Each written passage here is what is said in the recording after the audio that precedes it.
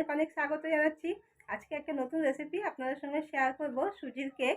আর এই সুজির কেকটা কিন্তু খেতে দারুণ হয় আর খুব টেস্টি হয়।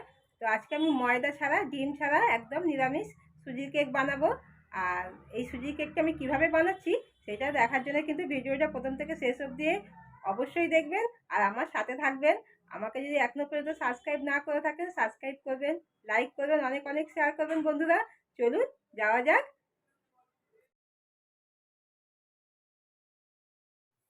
সুজির কেক বানানোর জন্য 1 বাটি সুজি নিয়েছি,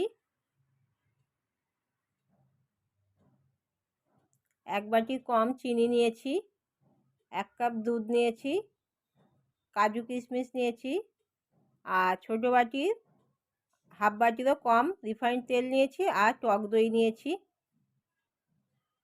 সুজিটা আমি মিক্সিতে একটু ফাইন পেস্ট করে নেব।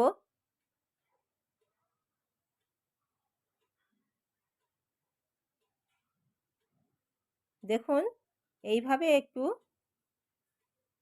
ফাইন পেস্ট করে নিতে হবে। সুজিটা আমি একটা বাটির মধ্যে ঢেলে নিলাম।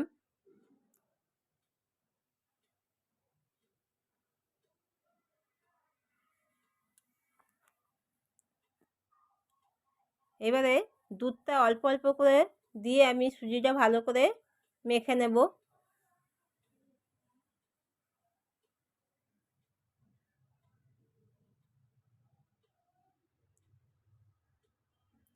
আমি এখানে 1 কাপ দুধ নিয়েছি। যদি প্রয়োজন হয় তাহলে হয়তো আরও একটু দুধ লাগতে পারে। সব দুধটাই আমি দিয়ে দিলাম, দিয়ে ভালো করে মিশিয়ে নিচ্ছি।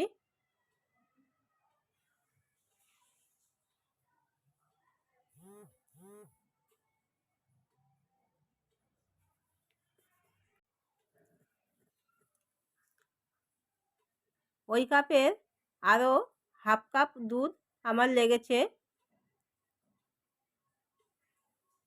1 কাপ দুধে পুরো সুজিটা মাখানো হয়নি, যার জন্য আমি আরও হাফ কাপ দুধ ব্যবহার করেছি। তবে দুধটা কিন্তু ঠান্ডা হলে হবে না আর গরম হলেও হবে না, নর্মাল দুধ দিয়ে কিন্তু সুজিটাকে এইভাবে মেখে রেখে দিতে হবে। মিনিমাম 15-20 মিনিট রেখে দিলেই হবে ঢাকা দিয়ে। এবারে চিনিটাকে পেস্ট করে নিতে হবে, যার জন্য চিনিটা আমি মিক্সি জারের মধ্যে নিয়ে নিলাম।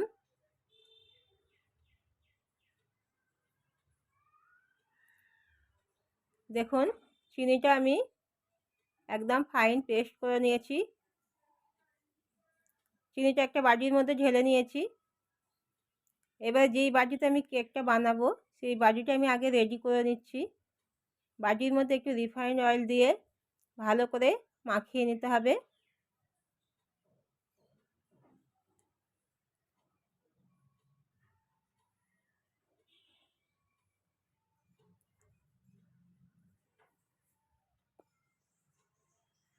একটা সাদা কাগজ আমি গোল করে এইভাবে কেটে নিয়েছি, নিয়ে বাটির নিচে বসিয়ে দিলাম।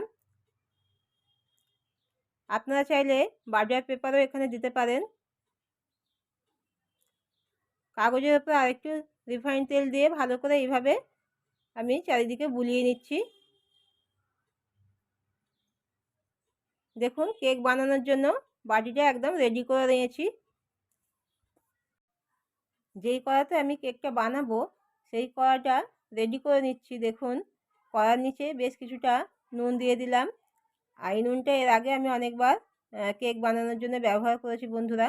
আপনারা চাইলে নুন দিতেও পারেন, নাও দিতে পারেন। শুধু এমনি কোনো স্ট্যান্ড বা কোনো বাটি বসিয়েও আপনারা কেকটা বানাতে পারেন। কড়াইটা গরম হওয়ার জন্য আমি 5 মিনিট গ্যাস জোরে করে বসিয়ে দিলাম। আর এদিকে দইটা আমি একটা বড় বাটির মধ্যে নিয়ে নিলাম।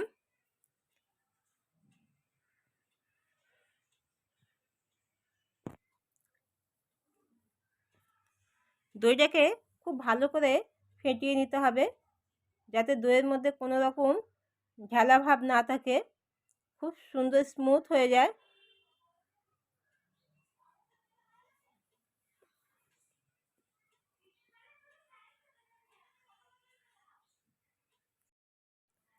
দইটা ফ্যাটানো হয়ে গেলে রিফাইন অয়েলটা দিয়ে দিলাম, দিয়ে আবার ভালো করে দইয়ের সঙ্গে মিশিয়ে নিচ্ছি।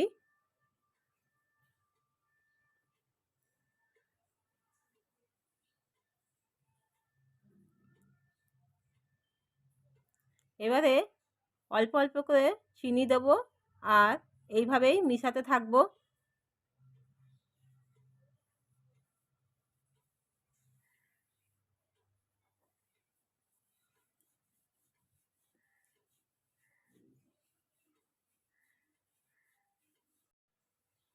দেখুন কত সুন্দর চিনির সঙ্গে সব কিছু মেশানো হয়ে গেছে। এবারে বাকি যে চিনিটুকুনি ছিল সবটুকুনি আমি দিয়ে দিলাম, দিয়ে আবার ভালো করে একবার মিশিয়ে নিচ্ছি।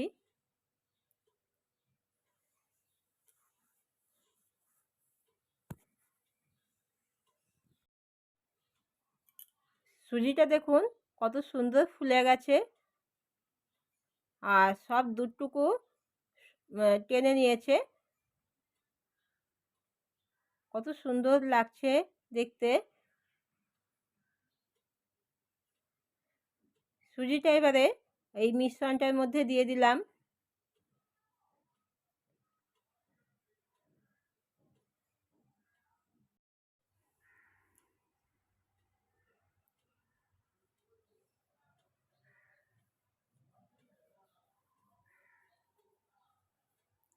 এবারে সব কিছুর সঙ্গে সুজিটা খুব সুন্দরভাবে মিশিয়ে নিতে হবে।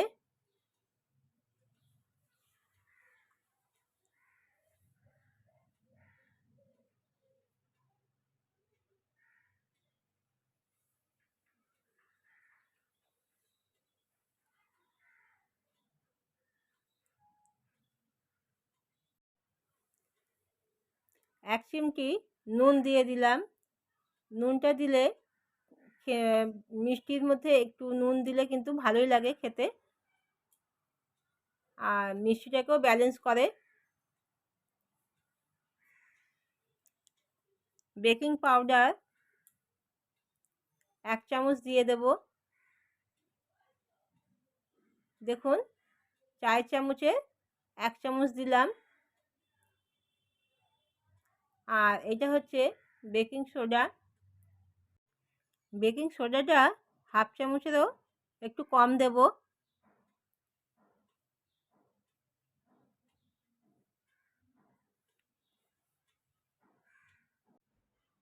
দেখুন 1/2 চামচেরও একটু কম বেকিং সোডাটা দিয়ে দিলাম। এবারে সব কিছু ভালো করে আবার মিশিয়ে নিচ্ছি। সব কিছু মেশানো হয়ে গেলে লাস্টে 1 চামচ ভ্যানিলা এসেন্স দিয়ে দেব, দিয়ে ভালো করে মিশিয়ে নেব।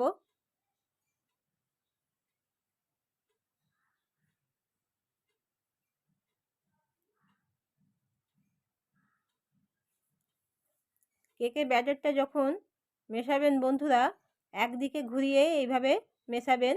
একবার এইদিকে উল্টো দিকে আবার একবার এই দিকে করে এইভাবে মেশাবেন না।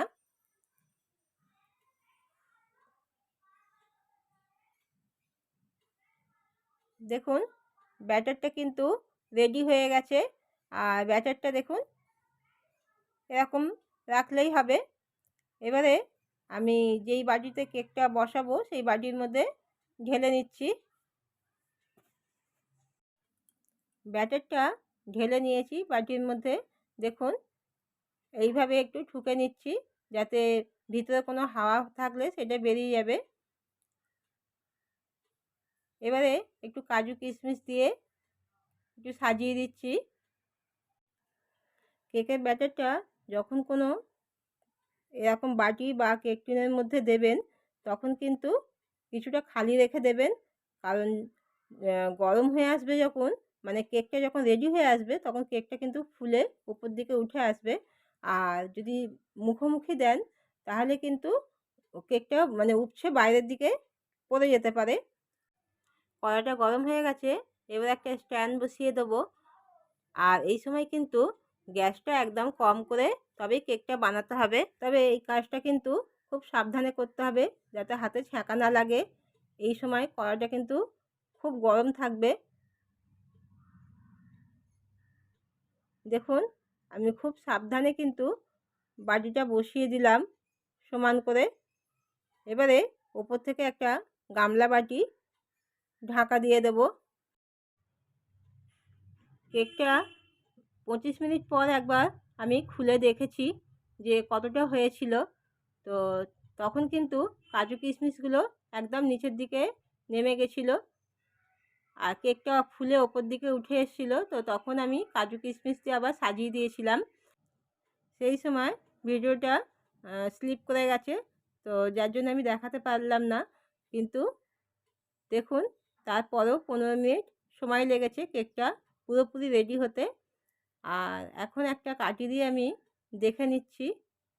দেখুন কাঠিটা কিন্তু পরিষ্কার ক্লিন বেরিয়েছে, একটুও কিন্তু কাঠির গায়ে কেক লেগে নেই। কেকটা পুরো রেডি।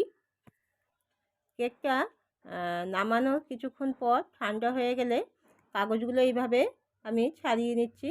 আর দেখুন আগে যে কিশমিশ কাজুগুলো দিয়েছিলাম সেগুলো নিচের দিকে যে নেমে এসেছিলো সেগুলো দেখা যাচ্ছে।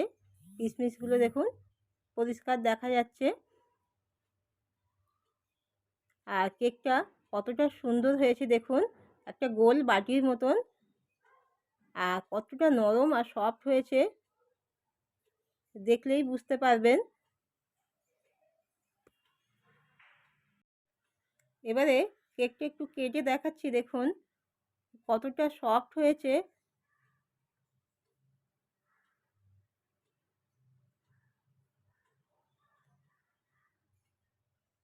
কতটা সুন্দর হয়েছে দেখুন কেকটা, কতটা নরম সফট হয়েছে, এত সুন্দর লাগছে দেখতে।